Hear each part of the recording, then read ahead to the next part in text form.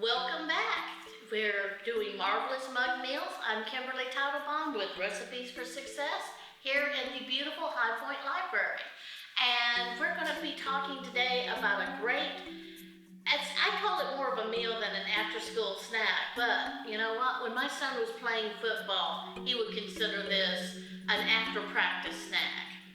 I want to talk to you very briefly about considering portions and what you eat when.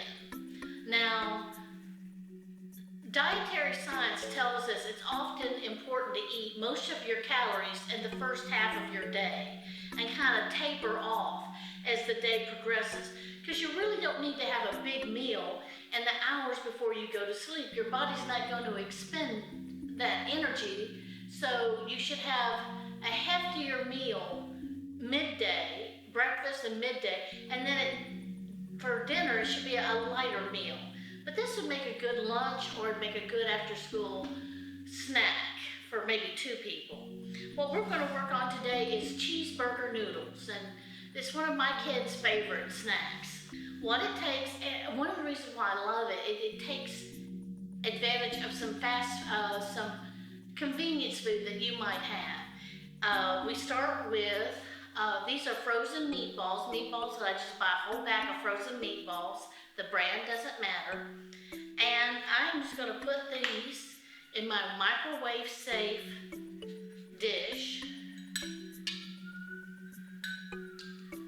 They thawed a little bit, so they're not completely frozen, but you can cook them when they're frozen. I'm going to put them in the microwave for about a minute and a half.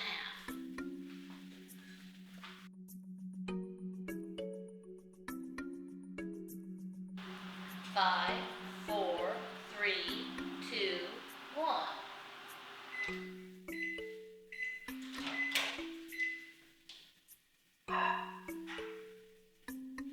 Yes. Because these were thawed, that's cooked just enough. Now what I'm going to do is put them in a separate bowl and let them cool for a minute. Now what I'm going to add is about 1/3 of a cup to a 1/2 cup of pasta. Now this can be elbow macaroni. I'm using shells. I just like to use those. I'm putting about a 1/2 cup to 3/4 of a cup of water in. I'm going to give this a bit of a stir.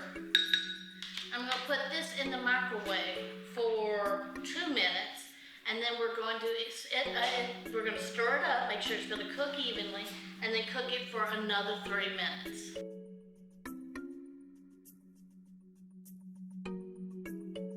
Now, almost all of my water's been absorbed by the noodles. There's still a little, what I would call al dente, and that there's still a little bite to them. But I'm going to let these rest for a minute, and then what I'm going to do, after it rests for a minute, I'm going to take my meat. Now remember, we had meatballs. I've chopped them up into smaller crumbly bits. I'm going to add that to it.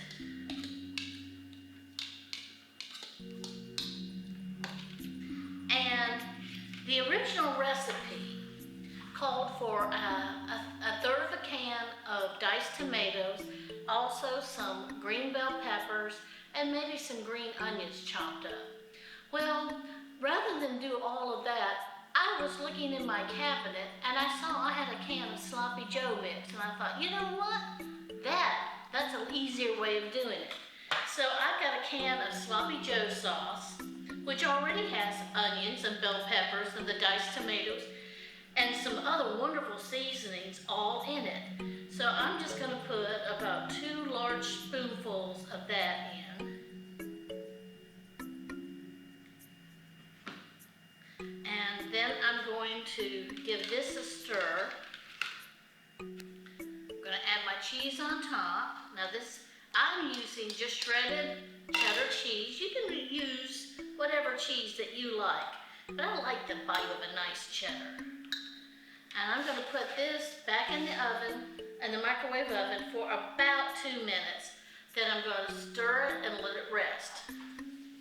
Now I'm using a trivet. This is a silicone trivet because this is really, really hot. We're gonna put it down. We're gonna give it a stir. Because remember, when you cook with a microwave, it cooks from the inside out. And you wanna make sure that the stuff on the outside of your dish is just as done.